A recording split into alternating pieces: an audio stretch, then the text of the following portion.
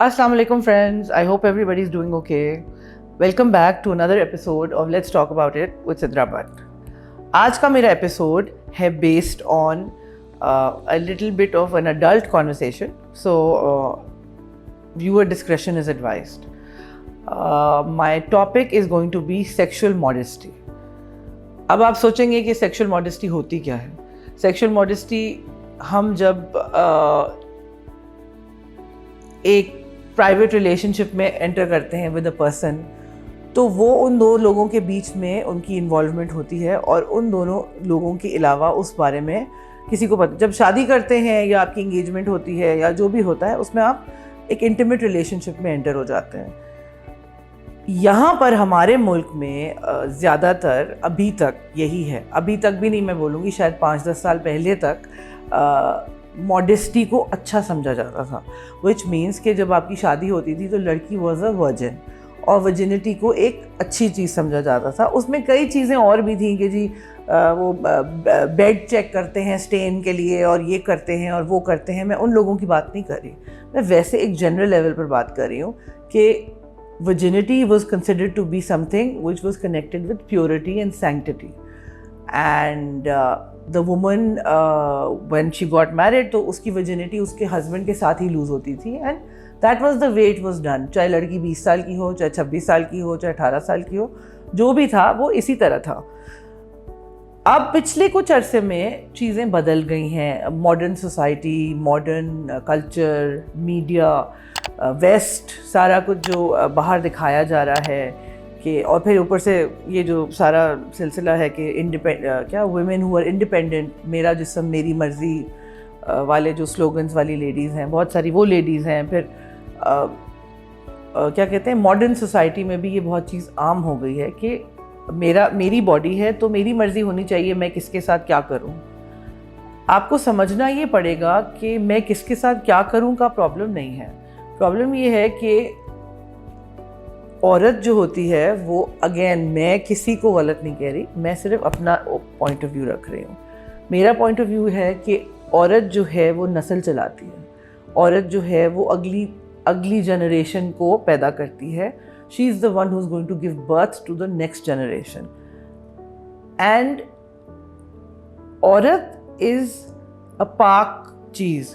औरत is not, अगर आपके बच्चे हैं और आपके बच्चे के फादर जो हैं वो, आपको पता है आपके 4 बच्चे हैं, उनके फादर सो एंड सो हैं, और अगर ऐसा हो कि आपके इतने अफेयर्स हैं या आपके वन नाइट स्टैंड्स हैं और आप हर दूसरे दिन किसी नए इंसान के साथ होती हैं, तो आपके अलग अलग बच्चे हैं अलग अलग आदमियों से, तो फिर आप में और एक बिच में क्या फ़र्क है? कोई फ़र्क नहीं है। तो इंसान में और जानवर में एक डिफरेंस होना चाहिए, एक फ़र्क होना चाहिए कि जी ये इंसानों की क्या क्वालिटीज़ होती हैं और ये जानवरों की क्वालिटीज़ होती हैं। To stay clean and to stay पाक साफ and to have your virginity when you marry somebody, इसमें कोई बुराई नहीं है। जस्ट लाइक आजकल के ज़माने में सेक्सुअल मॉडेस्टी ना होने को अब आप कहते हैं कि इसमें कोई बुराई नहीं है, कि अगर आपके एक लाइफ टाइम में जो है वो 25, 30, 40 सेक्सुअल पार्टनर्स हो जाएं तो इसमें क्या प्रॉब्लम है? हर किसी से आपको सेम चीज़ नहीं मिलती, हर किसी से आपको सेम प्लेजर नहीं मिलता। अगर आदमी ऐसे कर रहे हैं तो हम क्यों नहीं कर सकते? ज़रूरी है जो गलत चीज़ आदमी कर रहे हैं वो हम भी करें। हमारे again eastern society, Pakistan, India, हम बहुत दकियानूसी और पुराने ज़माने के लोगों, हमें समझा जाता है कि हम बहुत बैकवर्ड हैं। मैं ये बिल्कुल नहीं मानती कि हम बैकवर्ड लोग हैं। हम बहुत अच्छे लोग हैं। हमारे जो कल्चर में जो चीज़ें, जो अच्छी चीज़ें हैं वो बहुत अच्छी चीज़ें हैं। ऑब्वियसली अच्छी चीज़ों को भी एक्सप्लॉइट किया जाता है, बुरी चीज़ों को भी किया जाता है।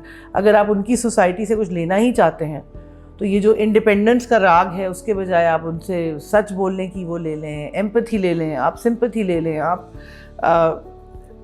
There so honest, there so many things जो कि आप उनसे वर्क एथिक ले लें, उनसे आप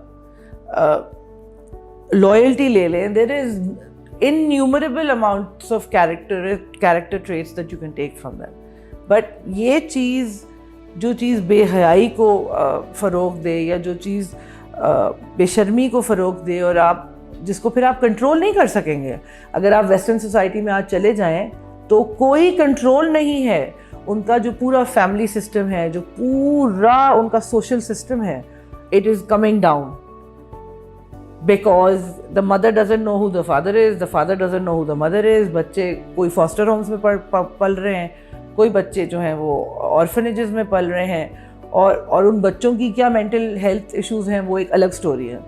تو بی اویئر کہ یہ جو ساری چیزیں ہیں ان کے ریپرکشنز بہت خراب ہوں گے, اور یہ آپ کو فوراً نظر نہیں آئیں گے. یہ نظر آنے میں آپ کو 15 سے 20 سال لگیں گے, جب جنریشن اگلی جوان ہوگی.